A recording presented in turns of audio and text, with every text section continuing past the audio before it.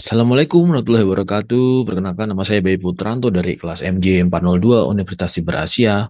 Pada kali ini saya akan mempresentasikan tugas perekonomian Indonesia. Nah, tugas ini kali ini saya akan mengambil judul yaitu analisis investasi sektor teknologi digital di Indonesia.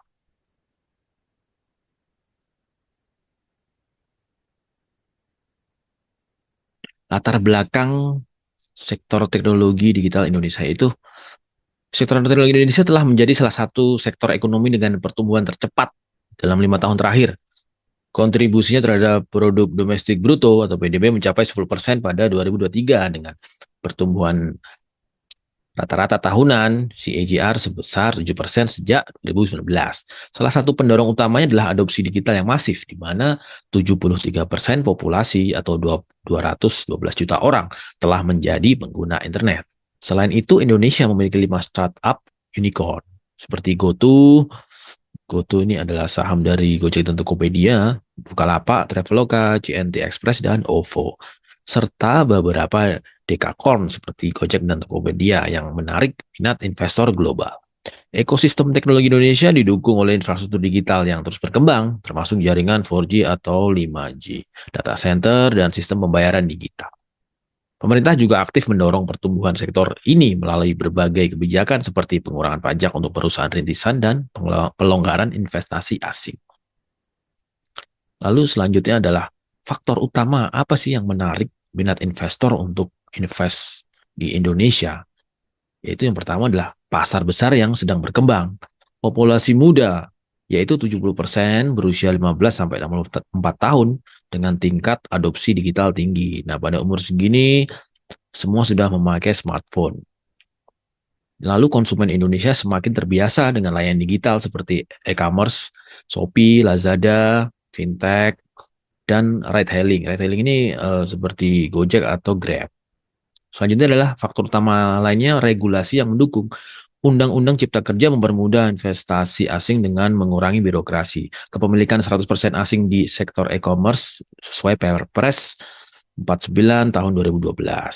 Faktor utama selanjutnya adalah infrastruktur digital yang semakin baik, jaringan internet cepat dan pembangunan data center lokal. Contohnya Google dan Alibaba berinvestasi di data center Indonesia, hanya di bagian data center atau menyebutnya storage center.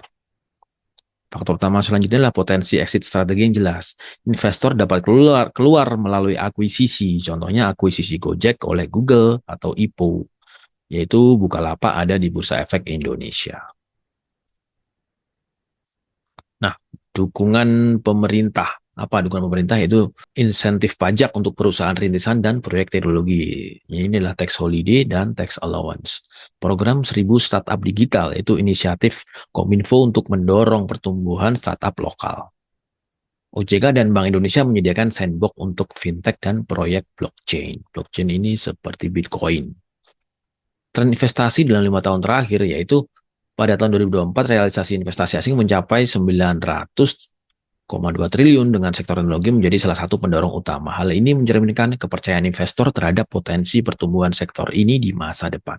Yaitu e-commerce ini realisasinya adalah 45%, dipimpin oleh Tokopedia, Shopee, dan Bukalapak. Fintech 30%, domain digital, GoPay, OVO, dan lainnya, pinjaman online, dan Insurtech. EdTech dan Healtech 15%. Startupnya seperti Ruang Guru dan Halodoc. Di sini adalah proyeksi pertumbuhan ekonomi di Indonesia pada tahun 2019-2025. Pada tahun 2025, ini di Q1 sebesar 146 miliar dolar AS. Sumber didapat dari Google, Temasek, dan Bain & Company. Investor asing utama di sektor teknologi Indonesia itu yang pertama adalah investornya adalah dari Jepang. Ada SoftBank.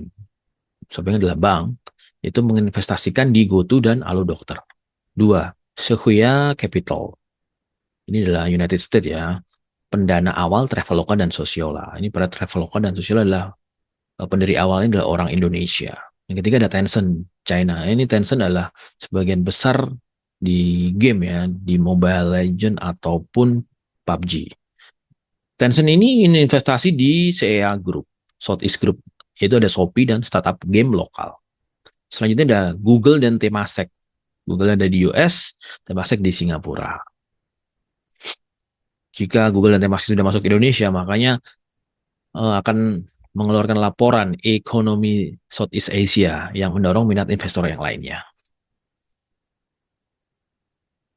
Nah, dampak dampaknya apa sih? Pasti ada dampak positif dan negatif, yaitu dampak teknologi, investasi asing terhadap sektor teknologi di Indonesia itu dampak positifnya adalah penciptaan lapangan kerja.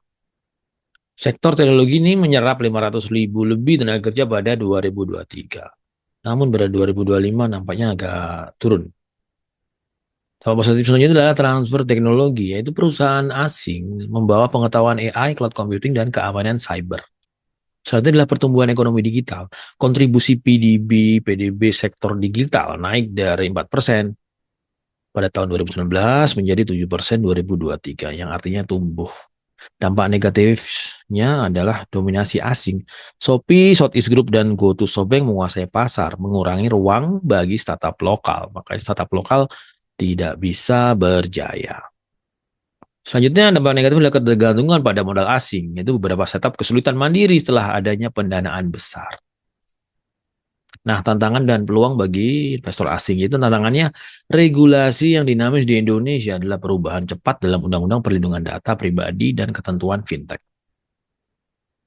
Yang nomor dua ada persaingan ketat, baik dari startup lokal maupun regional, yaitu Grab, Lazada.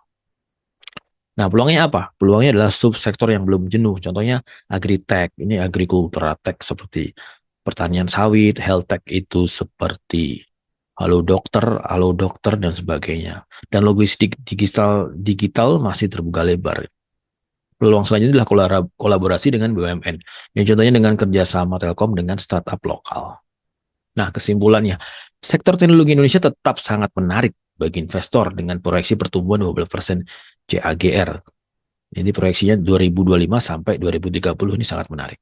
Investasi asing berperan sebagai katalis pertumbuhan, tetapi perlu diimbangi dengan kebijakan yang melindungi startup lokal agar tetap bangkit. Referensinya saya dapat dari sini. Sekian, terima kasih presentasi dari saya. Wassalamualaikum warahmatullahi wabarakatuh.